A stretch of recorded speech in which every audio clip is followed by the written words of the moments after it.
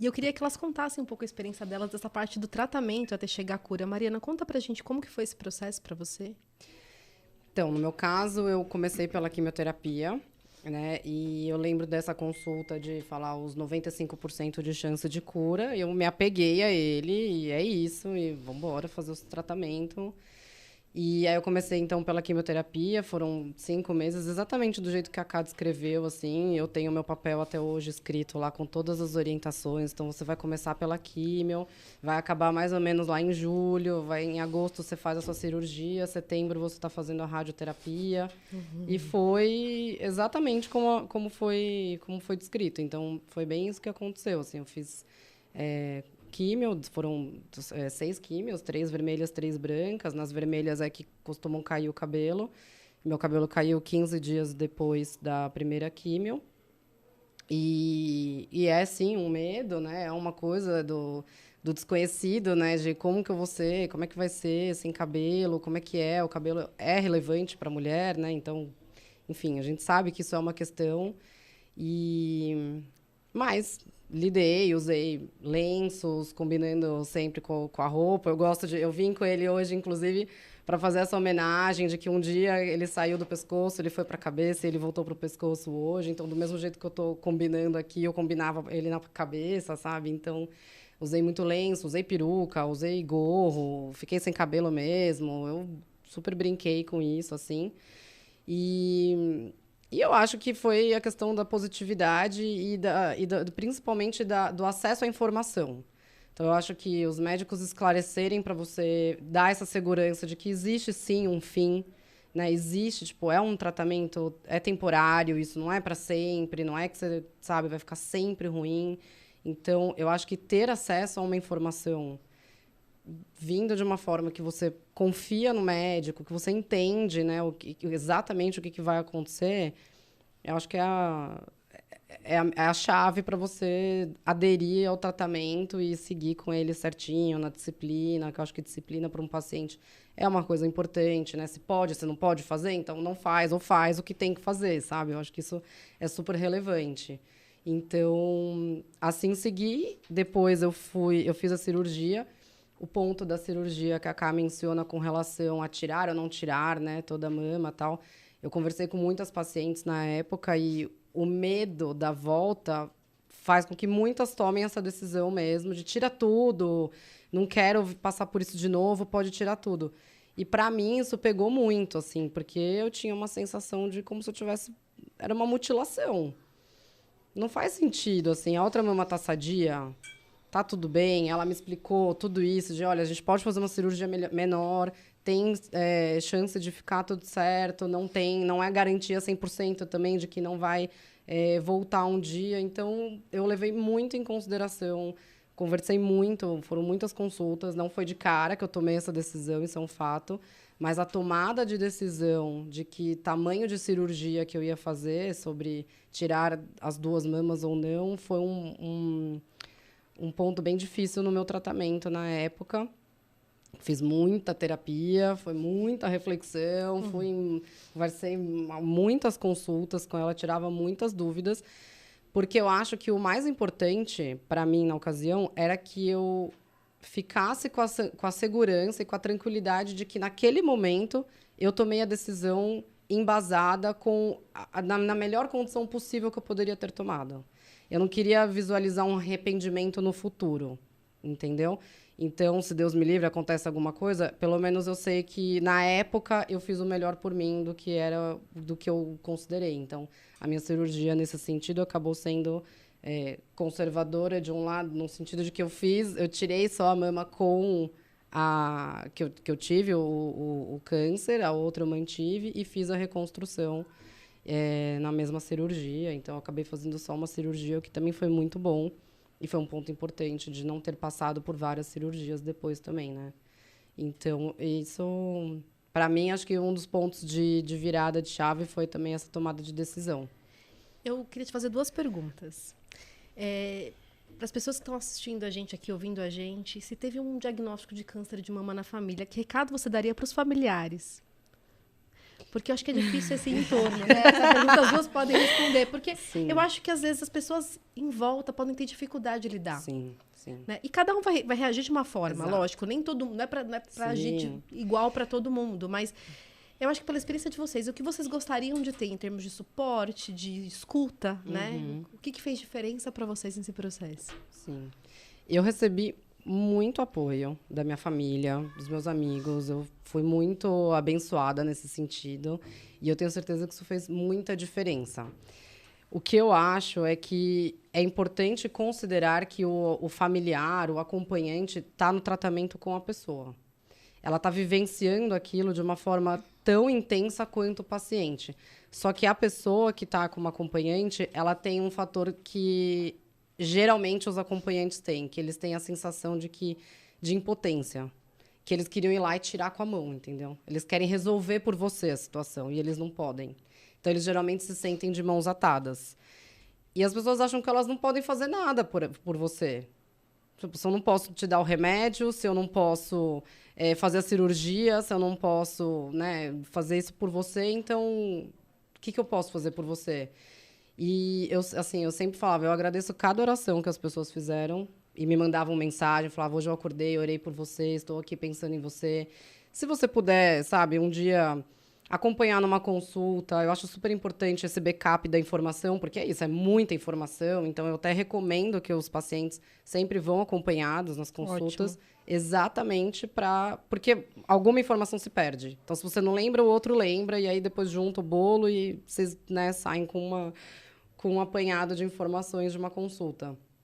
E eu acho que é também respeitar o espaço do paciente, sabe? Porque esse momento do contar para as pessoas que existe, porque é uma doença que você não tem como passar impune na rua, porque é isso, você vai perder o cabelo, você vai, sei lá, se afastar socialmente de algumas coisas. Então, a gente tem que lidar com a reação das pessoas, né? Tem gente que você conta que cai de parece que tá chora, sofrendo mais do tá que você, sofrendo né? mais do que você tem que acolher aquela isso. pessoa. Exato. Tem gente que fica em estado de choque, não emite nenhum som, não faz nada, some por um tempo e volta e fala, olha, eu precisava processar a informação. Então, cada um vai reagir de um jeito. Tem e a aí galera que conta a história, a tia do meu vizinho morreu também de isso. câncer de mama. Meu, Sei, é inevitável. Sempre tem. Sempre tem. Sempre tem a pessoa que vai trazer a história trágica, que eu acho que isso é... Faz parte. parte. Pessoal, não façam isso. Tipo, não traga o exemplo da história trágica, porque é horrível. Enfim, não faz o menor sentido. Então, mas eu acho que para acolher o acompanhante, é ele se colocar à disposição, assim, de, olha, o que você precisar, eu tô aqui do seu lado, entendeu? Não é ficar dando palpite, tipo, olha, eu acho que você tem que fazer isso, eu acho que você devia consultar mais 30 médicos, eu acho que você devia... E ficar dando, né, opinião de uma coisa que ela não tá, né, não cabe a ela as decisões. Então, se mostrar parceira, né, se mostrar à disposição e se cuidar também, né? Faz sua terapia, converse com seus amigos, lide da situação da sua forma, mas... eu acho que as pessoas querem ajudar, mas a depender de como elas reagem, por exemplo, procura um monte de gente a mais, enfim, pode trazer mais ansiedade pro processo, muitas pessoas né? me falavam isso. E acho que isso pode... Não, você tem que... Vai em outro médico, não é possível. Isso é bem comum, né? Eu até lembro, no meu caso, a Karina vai saber explicar melhor, eu tive diagnóstico no comecinho de 2021, então estava ainda um estudo fase 3 do pembrolizumab, que é uma medicação para o triplo negativo. Mas ainda não tinha sido aprovado pela Anvisa, então ficou aquela expectativa, faço ou não faço, corro atrás de ação judicial, sabe aquela coisa toda? Eu falei, gente, eu não vou fazer, porque eu não vou me estressar com isso agora, eu vou fazer o que tá aprovado e acabou. Aí eu lembro que a minha irmã falou, não é melhor fazer? Ai, mas e se não sei o quê? Não diminui a chance? Eu falei, gente, se tiver que resolver, vai resolver. Se não tiver, não vai resolver. Eu tô tranquila com a minha decisão. Entendeu? Porque é muita coisa, né? É isso. Tira a mama, não tira a mama, vai, pega uma segunda opinião, não pega, faz esse remédio, não faz. Você começa a ficar assim. Então é importante manter um foco. Né? Então, assim, conta um pouco pra gente também, então, que recado você daria pros familiares, assim, ou as pessoas que estão perto de uma pessoa com diagnóstico de câncer de mama e um pouquinho da sua jornada. Eu tenho mais uma pergunta pra você, mas acho que a gente podia aproveitar. Bom, então, como eu já contei um pouco, né? Eu tinha uma bebê pequena. Eu moro em Santos, meu tratamento foi em São Paulo. Então, eu tive que montar meio que um esquema de guerra lá em casa, né? Porque eu lembro que eles me ofereceram a touca por causa do cabelo. E eu falei, tá, mas como que funciona essa touca? Ah, demora mais ou menos 1 hora a mais, porque tem que fazer um preparo. Eu falei, então não quero. Porque eu não quero ficar longe da minha filha, então eu quero o mais rápido possível. Eu era a louca do hospital. Eu chegava, gente, químio, vamos começar. Bora que eu tenho que ir pra Santos. Era assim, né? E assim, por ser médica, eu acho que eu consegui lidar em alguns aspectos de uma forma muito prática. Eu sou canceriana, vocês já viram, né? Que eu choro, emotiva. Mas meu marido, ele fala pra mim, assim, que eu sou dramática pra coisa besta. Mas quando o assunto é sério, eu fico muito focada. Então, eu fui muito focada. Eu falei pro oncologista, assim, na primeira consulta, eu falei, ó, eu aguento tudo. Pode dar tiro de canhão, pode vir, que eu preciso ficar curada, que eu tenho uma bebê pra cuidar. Então, vambora. Aí ele brincava, falava assim pra mim, além de ginecologista, agora você também é onco, é mastro, quer determinar aqui teu tratamento. Ele tirava um sarro da minha cara, né? Que é bom também, né? Que é bom. Traz uma leveza, Traz uma leveza. Né? Porque, assim, o câncer de mama, pô, já é muito pesado, né? Qualquer câncer é pesado. Só que o câncer de mama, ele mexe muito com o bril, com a feminilidade. Feminino. Né? Porque, assim, a mama, ela é um órgão da amamentação, então, da maternidade, da sexualidade, da estética, né? É uma coisa que tá ali, à mostra. Então, tem muitas nuances, né? No tratamento dessa doença em especial. E é uma doença muito prevalente. Então, durante o tratamento, algumas decisões precisam ser tomadas. Comigo foi muito parecido com você, né? Eu fiz o teste genético deu negativo, então eu tinha a opção de tirar ou não a outra mama. Como eu pretendo engravidar de novo, ter outro filho, eu gostaria de amamentar novamente, eu já falei, não, minha mama vai ficar lá, a outra mama vai ficar. Então, não foi uma decisão fácil, porque fica mesmo aquela coisa na cabeça, mas eu falei, olha, não muda a sobrevida, por ser médica, eu acho que eu consigo também entender um pouquinho melhor esses resultados, então eu falei, não, a outra mama vai ficar. Mas o curioso foi que, assim, mesma coisa que você, 14 dias da primeira químio, o meu cabelo começou a cair. E eu já sabia que ele ia cair. Eu não tinha batizado minha filha ainda. Eu tive o diagnóstico bem na pandemia, né? Então, além de tudo, pandemia.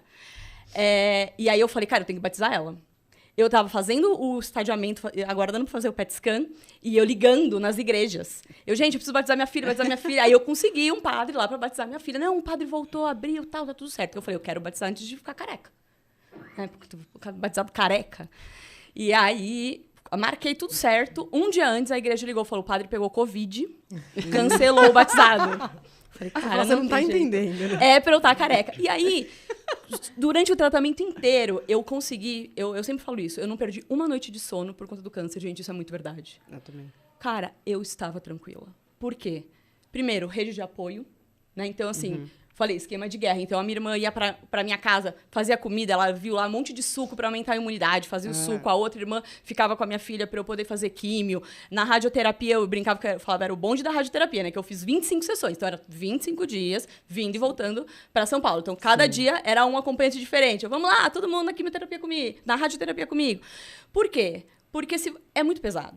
Se a gente ficar com aquele pensamento, ai, cara, não vai dar certo, ai, tô sofrendo, tô com dor. Tempo. Tudo bem, você tem todo o direito de fazer isso. Mas pra mim, não ia funcionar. Então, eu lembro que eu fazia a químio num dia, o segundo e terceiro dia era meio ruim, o terceiro era o pior, assim, de efeito colateral, no quarto dia eu tava na academia.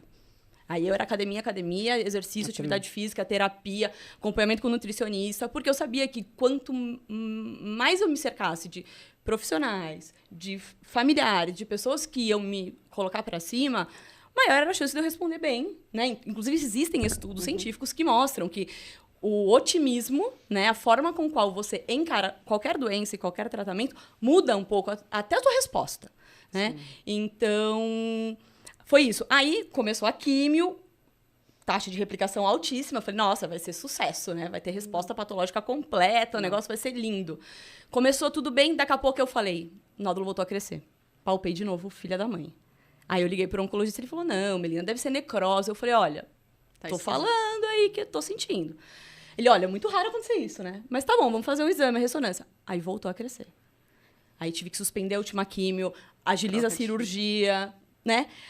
Ou seja, por que eu tô falando tudo isso? Porque o tratamento ele é um tratamento longo, ele tem altos e baixos, e eu acho que a gente tem que comemorar cada vitória, né? Nem sempre vai ser liso, vai ser sucesso. Às vezes vai ter mas daqui a pouco a gente levanta de novo. Então, sempre olha pelo lado positivo, né? Igual a gente estava conversando antes aqui no começo, eu falei assim, ela falou, você tá usando... O que você tá usando agora de remédio? Eu falei, não tô usando nada. Por quê? Faz tempo? Eu falei, não, faz só 2 anos, mas como é triplo negativo, não tem medicação. Ela, nossa, que bom! Eu falei, tem um lado bom, porque eu não tenho efeito colateral de medicação, né? O lado ruim é que, né, tá lá, entrega pra Deus. Mas, assim, é ótimo. Eu não tenho efeito colateral de medicação porque eu não tô usando nada. Então, assim, eu acho que isso é importante. Foca no ponto positivo, porque tudo na vida tem um lado positivo. Tudo. Qualquer coisa que aconteça na sua vida tem um lado positivo. Foca nele e vai embora.